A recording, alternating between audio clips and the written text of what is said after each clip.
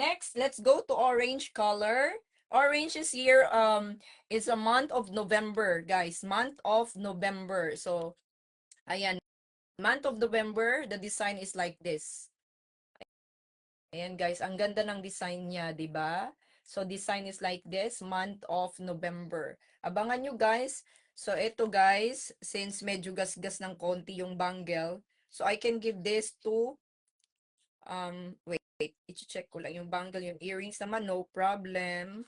And then, yung aking ring, let me see the ring. Ang ring, may konting gasgas siya. Okay.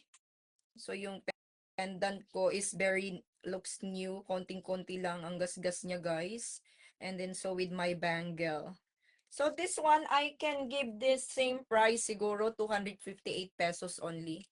Okay, 258 pesos only, guys. With all set na siya. Meron siyang necklace, earrings, ring, and bangle. Konting gasgas lang yan, guys. Pwede pa yung gamitin ng taon.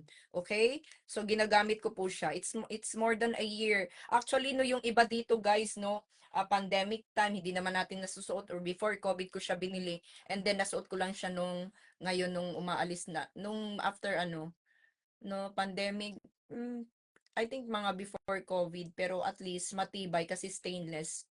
Ayan, 258 pesos only. Ayan, guys. Okay? So, ayan. Ang mahal po nito, ang set po nito is libo. Okay? 1,000 po ito.